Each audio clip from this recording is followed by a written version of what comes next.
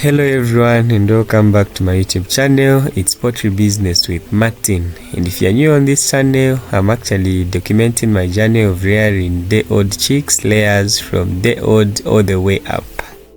So I actually ordered 250 day-old chicks, but I received 255. And if you've seen my previous video, I've shown why I had to reduce, because initially I had a plan of starting with 340.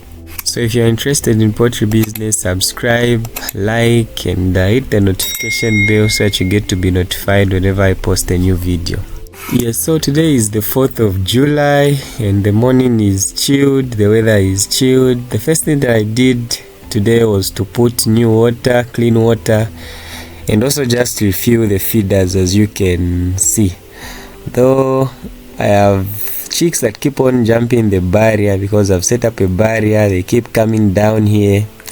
Anyway, so from the 255 that the hatchery supplied me, I've lost 10 of them, and I'll be posting. My next video is about how I lost those chicks and what I think caused the mortalities.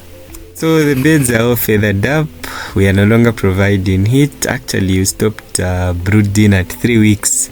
Initially I thought I would go up to 4 weeks, but no, at 3 weeks I saw that they had feathers, so I stopped the brooding. And actually someone told me that at 3 weeks, as soon as you stop the brooding, you no longer refer to them as chicks, they are pullets. So as you can see from this pullet that I was holding, the head still has those chick feathers, but they're still clearing away, and I was told you refer to this as a floating head. So with time, all the body, the head will only have these feathers for older beds. And as you can see, it's flying back down there. So the change of name also comes with a change of feed. So for the first 3 weeks, if you remember from my second video when I talked about the template that I use for feeding, the first 3 weeks you give broiler starter crumbles. Then at this point, at 3 weeks, we switched them to pullet grower mash. So what they're eating there is pullet grower mash. So as they were feeding, I realized that they were spilling some feed over the feeder, as you can see just there and there as well.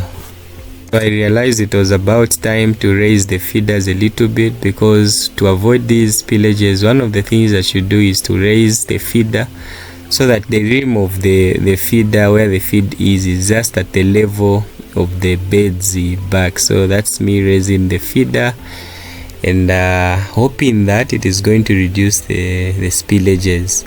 So it might be a small amount as you saw earlier, but when you put those together, it is going to increase the amount of feed that you need. So this is after the adjustment, and as you can see, the trim of the feeder is just at the level of the pullet's back. Yes, so I'm hoping this will reduce on the spillage.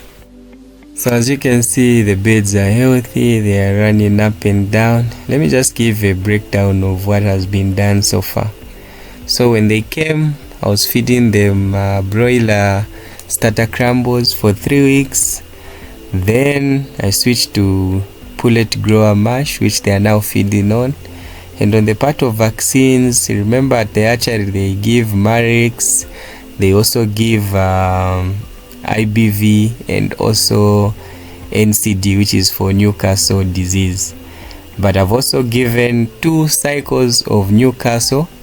One is drinking water, the other one is spraying. I've also given IBV. IBV is infectious bronchitis virus. So there's a vaccine that prevents that deadly virus. So it is also a spray vaccine called spray, which I've also done. And I've also given IBD. So IBD is infectious bursal disease, commonly referred to as gumburo. So I've also given 1 cycle of that vaccine. So whenever I give vaccines, I also give multivitamins just to reduce on the stress. So that is a problem there, trying to climb where it is not supposed to climb. But anyway, I think it's enjoying itself there. So this is what we've done so far, and check out my next video where I'll be talking about what I feel killed the 10 chicks.